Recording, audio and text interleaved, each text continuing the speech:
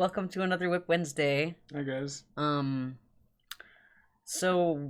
First of all, I'm sorry, I blanked for a second there. First of all, we want to just bring up that we're really, really close to getting to 10,000 subscribers. We literally need 2 more subscribers. It's pretty ridiculous how close we are. So maybe next time that will be what we're maybe next time we'll be celebrating our 10,000 subscribers. Who knows? But thank you guys so much for subscribing and for being with us to look at all of these whips that I've been making. And should I start or should we talk about? Is there anything else that we wanted to talk about? I don't think there was anything else, so I guess we should just start. Then you're Lizfaerie and I'm Joey. Oh yeah, I forgot to say who we were. That's why I blanked. I was like, "There's something I'm supposed to say. What is it?" It's the 10,000 subscribers. I know, right? I've just kind of been dominating our thoughts lately. It's pretty. Well, it's just kind of like mind blowing. Yeah, I know, right? It's a lot of people too. Yeah, I know. It's crazy how many people. Super blown away by just how far this has gotten. Yeah, seriously. But so anyway, maybe we'll go into that more later. But yeah, let's get into. So everything that we're going to show today is pretty much just a continuation of last week. So if you want to see an earlier version of these whips, you can check out the video from last week. And so there's not really that much I've gotten to work on because I've actually been working on editing videos for what in the world? Okay. I've been working on editing videos, so and also filming videos, so that's like and some new projects. Oh yeah, and also I have been working on some new projects. So yeah, I just haven't really been able to get to a lot of my like actual whips that I had from before. So I have a couple of newer projects that I'm going to show you guys some progress that I've done from last week. But let's start with this random fairy because this one has been floating around the channel for a while, and I finally finished her whole body. A couple weeks ago, I decided I wanted to tear off and redo her feet because they were just not very well done. This is one of the earliest dolls that I've made, and when I show you a closer view of her face, that's something that I'll talk more about. Yeah. But when I first made this doll, I didn't really. This is like the first doll that I made with this body type, kind of like with the realistic style body that I have a pattern for. But this was before I had perfected the pattern, and I really kind of just didn't really know what I was doing for as far as the feet went, so I kind of just like winged it, and I think I didn't really do a terribly good job. Right. So they kind of just an early style of it, and it was. Well, it looked really. I guess it looked kind of messy to me, kind of just with the way that I did it. I think I did it in a way that like left a lot of like bulky stitches just at the bottom of the foot, and then I had to sew it closed in a certain way, and there was a lot of bulk. Right. And the thing that bothered me the most about it probably is that a lot of my dolls now, if I just pose them just the right way, they can just stand up on their own. Right, they can stand on their own. Yeah, but with the feet that I had made for this doll initially, she just could not do that. And then also the other issue with it was that her ankles weren't posable, and now they can point like this. So, so that was another reason why I tore them open, because I initially made the wire, the wire of her skeleton. Her symbolic bone. But I made it just end right just here, and it didn't go all the way into the foot, and now it does. So now I can get some like more interesting poses out of the foot than I did before. So let me show you guys a closer look of this doll. These are the new feet that I just added. The bottoms are a lot cleaner now, as you can see. There's no like lumpy stuff that's been sewn together. The lumpy stuff is gonna be right here at the toe. No, just I did make it so that I decreased at the foot, so there's a tiny hole there. That's why the tail is still left over, so I'm gonna use that to sew that hole closed at the end. But this doll was pretty early. She doesn't even have knees. It's just a flat. Yeah, right. It's a tube. Yeah, it's just a tube with like there's like a back of a knee, but there's no front of the knee. So there's like pretty early. This was before I even like thought to give them a knee, and I thought like, oh, that might give the leg a nicer shape if I do some random decreases at the back of the leg. Right. But I didn't really think so far as like giving it an actual like knee bulge at the right. front. Yeah, there's a lot of shape that you can add potentially, and Yeah. that was just kind of your first one of your first times of like. And I'll show you guys another doll later on that has more of a knee bulge, so you can see what I'm talking about if you're not familiar with my dolls. So let me show you guys the face again, because it's still a work in progress, but it's getting there. This doll was so old that I actually ended up stitching a lot of her face on. You can see you can kind of see, maybe the light is a little too bright. I actually had the light on really bright because I was filming a tutorial. Wow, that looks so trippy. Just the difference in lighting. Yeah, that made a big difference. But you can see if I hold it closer to the camera, the texture of her face is not the same as the texture of crochet stitches. You can see it kind of looks more like embroidery stitches because that's exactly what it is. I just embroidered using the same yarn that I used to make the body. And the texture difference you can see here, this is the texture of the crochet stitches, and the face doesn't have that same texture. Right. So this is all embroidered on, and you can see some of the embroidery from her eyes is peeking out in the hair still that I haven't sewn in yet. And I haven't really finished with the eyes yet. As you can see, this one's a little bit more like softly rounded, and this one's still kind of jagged and not filled in all the way.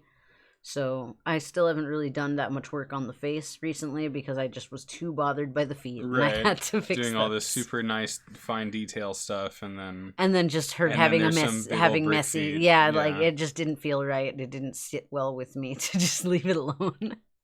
So that's about as much as I've done. I actually did do a little tiny bit more on the hair, just pulling apart some more of the strands, because I do want to kind of fix her hair to be more like my modern style. And you can kind of see that a lot of the curls have kind of come out of it, like, since I pulled it apart. So I am going to have to recurl all of her hair. You can see how much more curly it is here compared to this here. But I think it's going to have a lot nicer, more realistic look if I do fix the hair.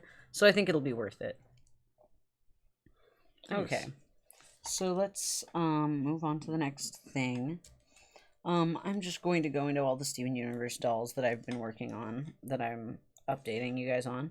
So let's go into Greg first, since he's the one that's the most finished, and you can see how far he's come along. I just added this leg, but I'm not actually sure if I'm happy with it. Somehow it seems to have come out a little bit thinner than the other leg. Yeah, do you see what I mean? Yeah. It looks a little bit thinner. Let me show you guys on the closer camera, because then you'll be able to see it more.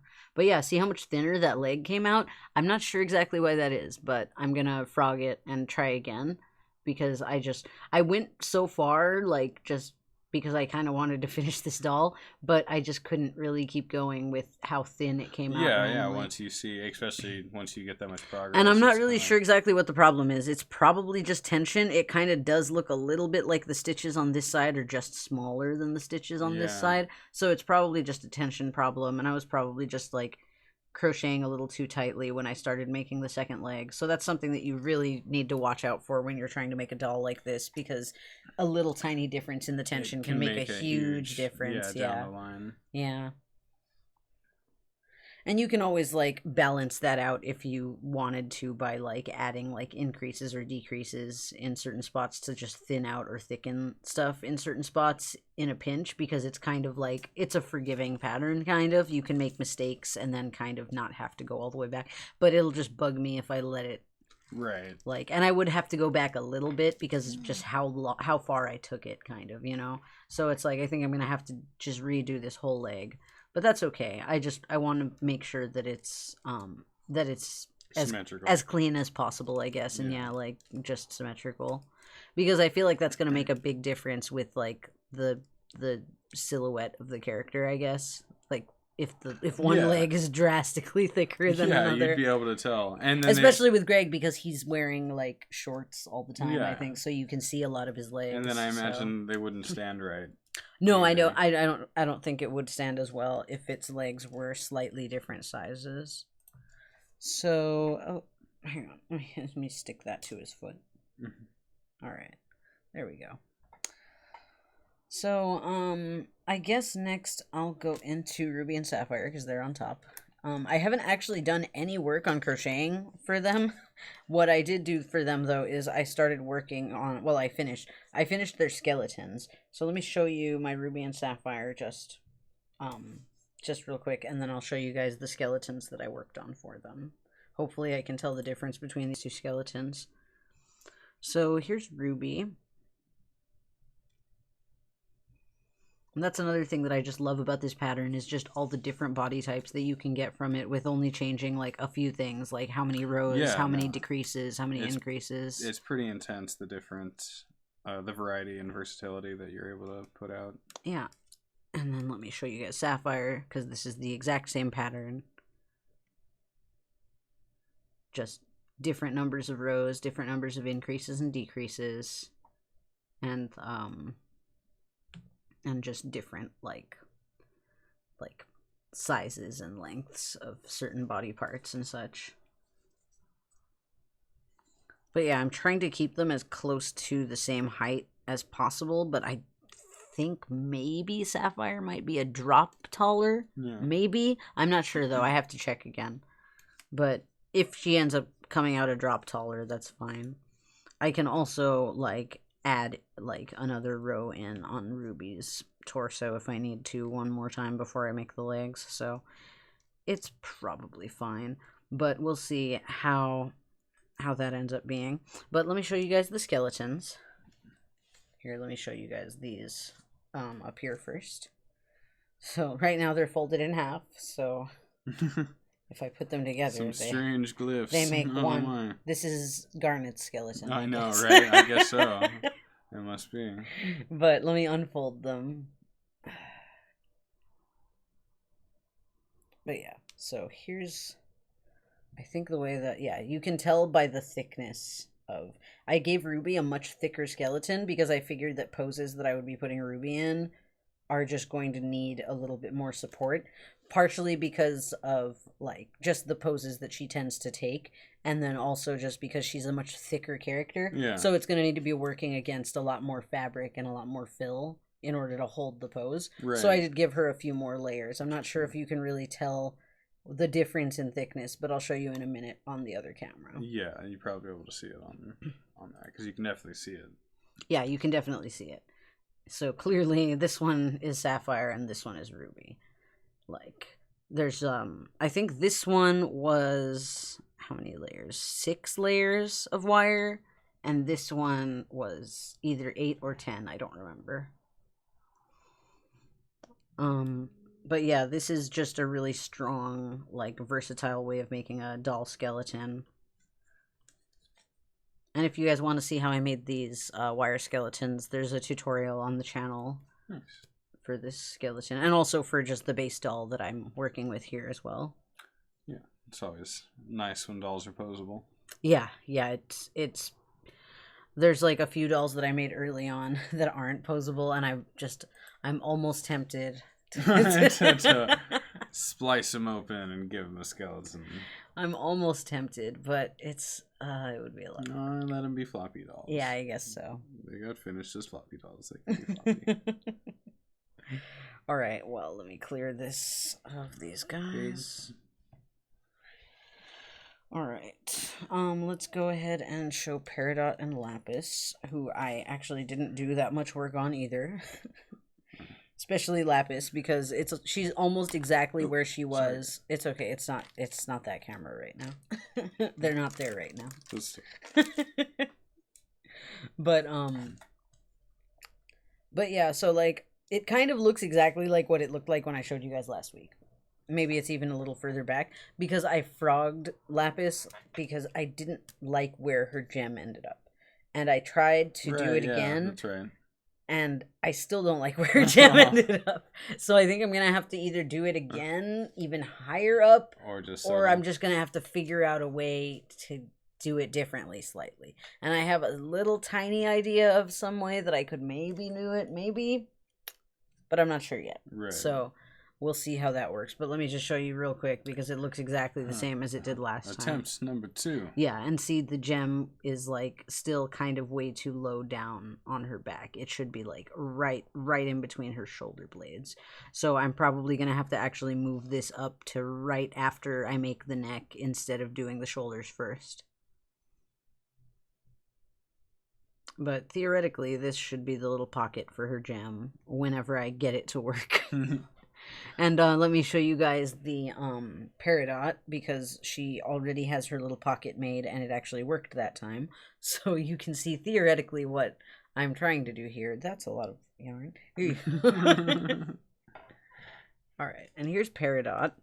So her gem is currently in place. It's not the right shape yet because I need to close up the space to fill in around her gem to kind of shape it. But I did a little bit more work on her. I made her the beginnings of her other leg. It also maybe came out a drop thinner than the previous leg, but because she's so skinny, it kind of doesn't make as big of a difference with her. So I'm just going to leave it with her. It's fine.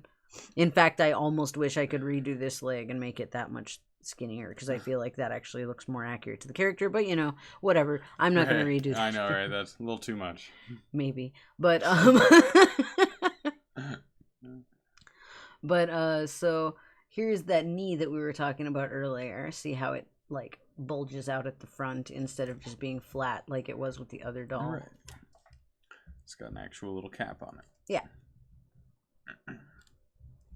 And again, this is the same exact pattern for the doll body, except this one, I did this weird thing at the top to stick a gem in its head. But apart from that, it's the same thing, though. Eventually, I'll probably do a tutorial for that, too, if people want that. Right, but how to sink a gem into the body of the really doll, any object. Yeah, I guess, because you could put anything there, I suppose. It's kind of similar to what I did with the Yoshi for making its eyes. Right. But I don't have that right now, so let's not go into that. So last thing before we go into the real last thing. So this is a new doll body that I've been working on. Let me show you guys here for a moment.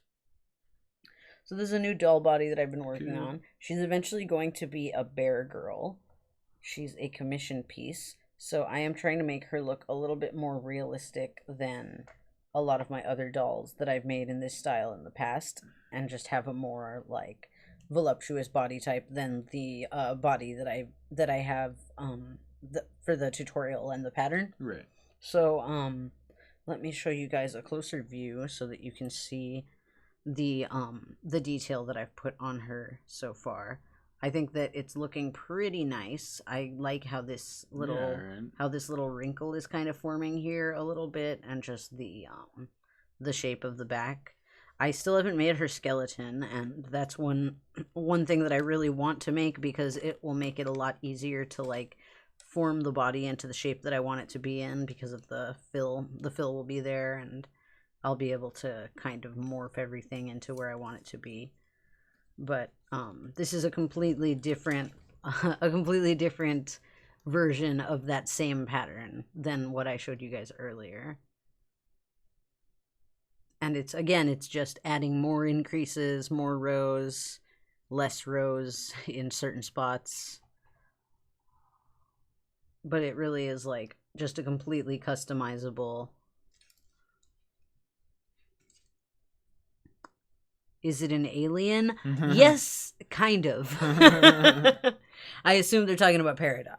Yeah, I know, right?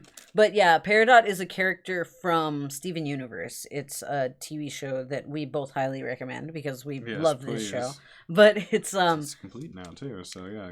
I don't know if it's not complete. Really? Theoretically, I don't think so. Yeah. But anyway, but yeah, it's about a bunch of characters that are they're like, I guess, from another planet, so I guess they are aliens. Right. But I guess this probably looks like an eye. It's not an eye. The eyes will be here underneath that. That's her gem. It's like a whole thing. But yeah, like I guess I realized that it kind of looks like eyes, or like one giant eye. A very classic. Which is funny because Sapphire is going to have one giant eye. Right. So like one of them is going to look like that, but not this one. No. But yeah, that's just her gem. But yeah, I guess it is an alien, I guess. Yeah, no, I keep forgetting that. We watch the show so much. So yeah, this one. Bear Girl's coming out super cute. Yeah, she's coming out super cute. I'm pretty excited for this. And I think I kind of sort of remember what I did. So that's good. Yeah. It's in there somewhere. It'll maybe make it a little easier to maybe write it down maybe at some point. Maybe. But yeah, I'm pretty excited to just start making a bunch of new body types of dolls. That's like something that I really want to get to doing this year. I've wanted to do it for a while now, but it's just so hard to get everything done that I'm trying to work on. If you guys have suggestions for body types you'd like to see. Or like certain characters, I guess, because I guess there's not a name for each body type. Yeah, so right, I guess totally. like say which characters. Yeah, say what character that have different like more diverse body types, and maybe I'll make that. Yeah, right. Because always looking to add different styles to your repertoire. Yeah, totally. That's one of the things that I'm liking about Steven Universe, though, is that a lot of the characters do have really, really diverse body types, and totally that's one of the reasons why I really like making my Steven Universe dolls, because I'm getting the chance to work on all kinds of different bodies. It's giving you lots of practice. Mm-hmm. Yeah, I love how Ruby is coming out. Okay, and now we have one last thing to show you guys today. Last week that's a little bit different. Yeah, it's a little weird. It's a little different, I guess. But last week I showed you guys a doll head that I was working on, and it's not really the same style as, I guess it's kind of more similar to this type of head, except it's not in the same aesthetic as that. It's not really like, I mean, I guess it's still fiber art, but it doesn't look like fiber art. Well, and you're playing around different mediums too. It's a multimedia. Yeah, it's a multimedia piece that I've been working on. So let me show you guys what it is. I'm trying to make basically a more traditional doll, like sculpted doll type of head at the moment. And eventually I will add the rest of the body to it. But for now I'm just working on the head because I'm trying to perfect the technique. I'm kind of, now that I'm seeing it on camera, I'm seeing certain little spaces that I do want to want to fill in. Want to fill in, yeah. But so far, this is all made out of yarn and glue. So, what kind of glue? It's just basic Elmer's. It's Elmer's glue, all like fast drying formula or something like that. I can't remember, but it's the Elmer's like craft glue that you can use for literally everything. Like the one that you can use for like fabric and stuff like that. But I basically used the Elmer's to initially harden the head that I made. If you want to see the head that I made, there's a picture of it before the gluing on Instagram, if you guys want to follow me on Instagram, or the version after I just hardened it with glue is in the last episode of Wip Wednesday, so you can see it before I started actually sculpting it. Because it looks so different than it did last week. It's ridiculously different. Like, I still kind of can't get over, like, every time I look at it, I'm kind of like, what? This is made of yarn and glue, you guys. Yeah. Like, that's all that this is just yarn and glue. And I sculpted it with a stick and a piece of pliers. I mean, a piece of a stick and pliers. Like a true MacGyver. But the goal here is to make a traditional doll head that I can just work on like a traditional doll head and like paint and make a custom doll with. It would be cool to be able to get one that you could paint and like kind of give the illusion that it wasn't that it's just a traditional doll and isn't actually made of yarn, which it is. You can see the texture of the crochet at the back of the head where I haven't done as much gluing or sculpting. I haven't done any sculpting at all. But there's only one, I think, layer of glue on the back of the head because I kind of wanted to leave the back of the head a little bit more soft, potentially, so that if I need to, like, do some sort of, like, rooting of hair into the doll's head like a traditional doll, then it would be a lot easier to just kind of go into the holes in between the stitches to plug the hair in. So, I'm thinking of maybe once I finish filling in and sculpting everything, of just kind of sealing it with like a coat of resin and then like sanding it and like sealing it and sanding it a couple of times just to get it like I don't know, more sturdy, I guess, and then try to paint it, I guess, and see how see how it works. This is all kind of experimental territory. This is the first time that I've done something like this with a doll before. So to this because you've played around a little bit with using glue or Mod Podge on, and like sanding to basically make a piece of crochet look more like a piece of hard plastic. Yeah, but this is definitely the most detailed, and as far as sculpting it goes too. I think it's the first time you've ever done anything like that. Yeah. I mean, not with yarn and glue. Well, yeah, I mean with this in this medium. Yeah, exactly. And it's funny because it kind of looks like it's got like a bunch of like gaps and stuff, but that's kind of almost an illusion because if I hold it this way, you can see it's actually like smooth. It's just you can see through. You can see through the glue, and the stitches you can't see through, so it looks like there's a bunch of dips in there. But once I paint it, theoretically, that shouldn't show through anymore. Right. Theoretically. I trip out on the lips and the nose. Yeah, I know. Really, I do really too. good. I can't believe how well that worked, honestly. Like, they almost look like real lips, like held up close. It looks dripping. It doesn't look as nice on this side. It looks okay, but it does look really, really good on this side. And, like, from the front, I think it looks pretty nice too. But yeah, I think I've done what, 4 or 5 coats of glue. I know, right? Is that how many coats you're at right now?